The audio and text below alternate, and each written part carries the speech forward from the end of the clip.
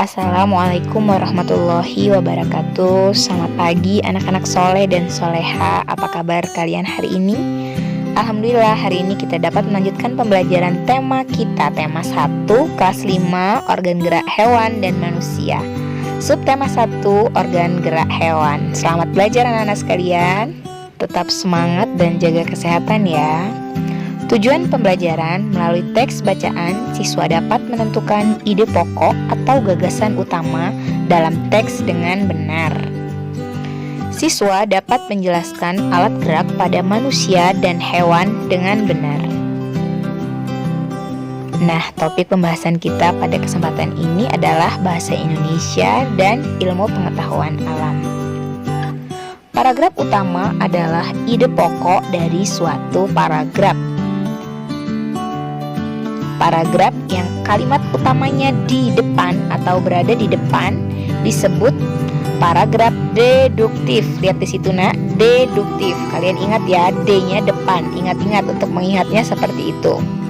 Kemudian yang kedua, paragraf yang kalimat utamanya ada di belakang disebut paragraf induktif.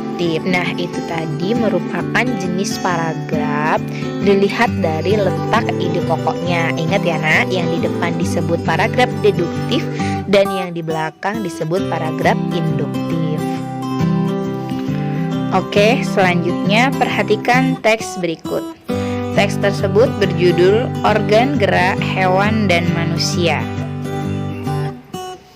Salah satu ciri dari makhluk hidup adalah bergerak. Secara umum, gerak dapat diartikan perpindahan tempat atau perubahan posisi sebagian atau seluruh bagian dari tubuh.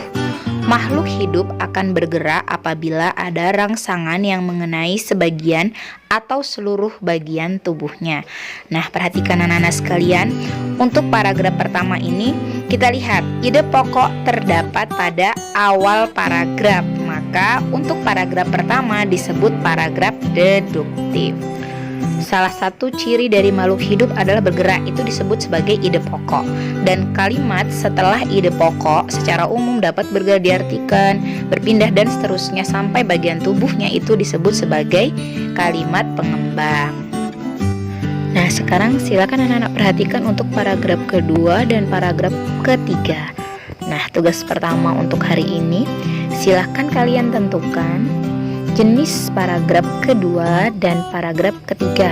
Tentukan ide pokoknya dan kalimat pengembangnya. Nah, maksudnya jenis ini apa? Tadi sudah Ibu jelaskan di awal ya. Tentukan jenisnya, termasuk pada paragraf deduktif atau induktif. Selanjutnya, gerak pada manusia dan hewan menggunakan organ gerak yang tersusun oleh sistem gerak. Nah, apa saja sih sistem gerak itu? Sistem gerak manusia itu terdiri dari tulang dan otot. Tulang disebut sebagai alat gerak pasif. Kenapa? Karena tidak bisa bergerak sendiri. Nah, selanjutnya otot disebut sebagai alat gerak aktif. Kenapa disebut alat gerak aktif? Karena yang menggerakkan tulang adalah otot. Apa saja sih fungsi-fungsi dari tulang tersebut? Yang pertama, tulang berfungsi sebagai tempat melekatnya otot. Yang kedua, melindungi organ dalam manusia, seperti ada pada gambar anak-anak perhatikan. Yang ketiga, sebagai pembentuk rangka tubuh. Dan yang terakhir, tulang berfungsi sebagai tempat pembentukan sel darah merah. Itu merupakan fungsi dari tulang. Nah, sekarang kita akan belajar apa saja sih fungsi dari otot. Nah, fungsi otot yang pertama adalah menggerakkan tulang. Jadi di sini otot berfungsi sebagai alat gerak aktif yang mampu menggerakkan tulang. Yang kedua, otot berfungsi juga untuk mempertahankan postur atau posisi tubuh. Yang ketiga, otot berfungsi mengatur saluran dalam sistem tubuh. Dan yang keempat, otot juga berfungsi mengatur suhu tubuh. Itu adalah beberapa fungsi dari otot. Selanjutnya, otot itu tersusun dari apa saja sih nak? Otot perlu anak-anak ketahui tersusun dari inti sel, serabut otot, dan otot daging. Oke, selanjutnya kita akan membahas kembali organ gerak pada hewan. Nah, apa saja sih organ gerak pada hewan? Di sini kita kelompokkan menjadi dua organ gerak pada hewan. Hewan itu kita kelompokkan menjadi hewan vertebrata, yaitu hewan bertulang belakang, dan hewan avertebrata, yaitu hewan yang tidak bertulang belakang. Yang pertama, hewan vertebrata. Apa saja hewan vertebrata yang kita bahas di sini? Yang pertama adalah sapi. Sapi termasuk pada hewan mamalia, bergerak menggunakan 4 kakinya, 2 kaki depan dan 2 kaki belakang. Selanjutnya yang kedua ada kelinci. Kelinci juga termasuk mamalia yang bergerak menggunakan 2 kaki depan yang pendek dan 2 kaki belakangnya lebih panjang, digunakan untuk melompat.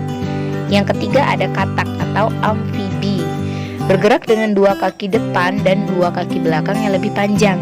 Sendi di kaki memudahkannya untuk melompat, itu kelebihan dari katak. Selanjutnya ada ikan golongan Pisces, bergerak menggunakan sirip dan ekornya, dan bernapas menggunakan insang.